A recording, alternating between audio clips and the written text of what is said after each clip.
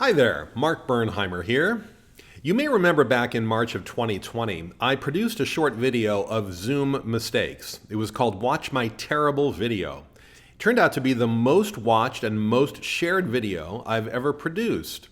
Of course, at that time, we thought Zoom was going to be a temporary substitute, a stopgap, while we got through the pandemic, and then everything was going to return back to the way it was. Of course, what we know now is that Zoom is here to stay. It's the way many of you communicate every single day to your colleagues, and it's the way a lot of news outlets continue to conduct their news interviews. I've done hundreds of media trainings by Zoom since I made that first video, and I've noticed a lot of mistakes. I've seen it all. Some of these mistakes are so commonplace and so easily addressed, easily repaired, that I wanted to show them to everyone, not just my clients. So let's call this Watch My Second Most Terrible Video, or Top 5 Ways to Ruin Zoom. Number 5 is probably the least egregious of all of these, but I still wanted to call your attention to it. Anything that results in strings coming out of your head, whether it's the iPod earbuds or whether it's the Copilot's headset with the microphone, is a distracting look. It's not a clean, professional look if you're trying to give an important presentation or do a news interview. Now, there is a carve-out to this rule of don't wear these things, and that is if there's a lot of distraction in your environment. If you're hearing noises, a lawnmower, kids, or dogs barking, you might want to have earphones in.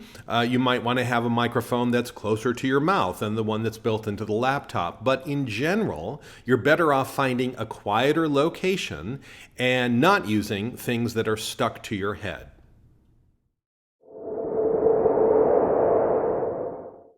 In fourth place, it's all about the seating. Any chair that's comfortable enough for you to spend the entire day working in it, i.e. a desk chair, is usually not a good choice for doing a Zoom interview or presentation. And the reason is obvious. It's because you're going to move around if the chair allows you to do that.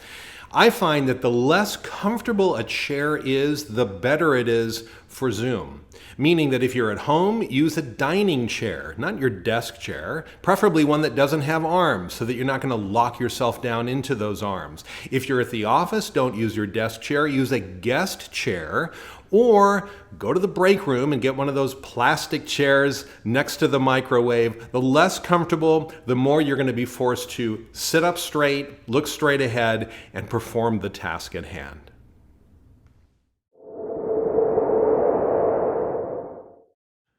The Roman coin look. We've all seen this one before. It's hard to have a conversation with someone when you're looking into their ear.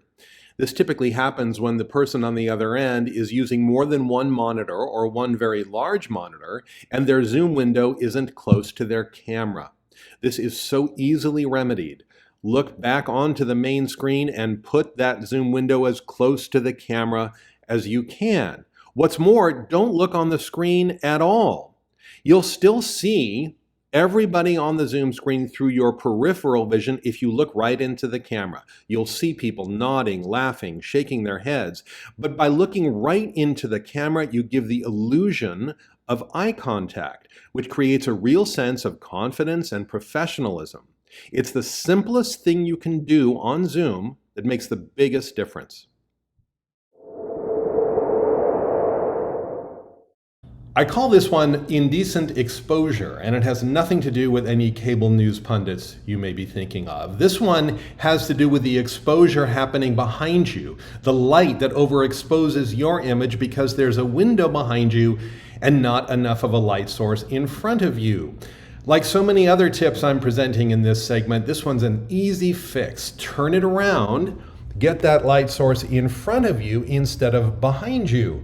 Now you have nice, flat, natural light and nothing behind that is overexposing the shot.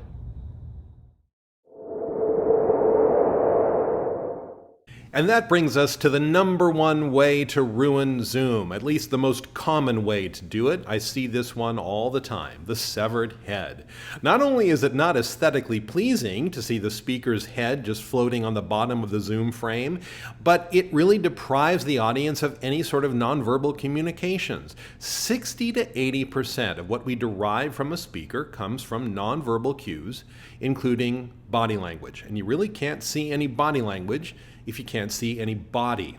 This one is so easy to remedy. Just bring the laptop lid down or tilt down the webcam so that you have 60 to 80% of the frame taken up with head and shoulders, with your eyes in the upper third of the frame, not in the middle, not below.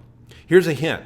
If you can see a ceiling fan or ceiling lights behind somebody, you know their camera angle is wrong. It's pointed up. I hope you've learned something from this little lesson. If you know anybody, a colleague, maybe a boss, who's a violator of one or more of these rules, send the video along to them. I'll be the bad guy.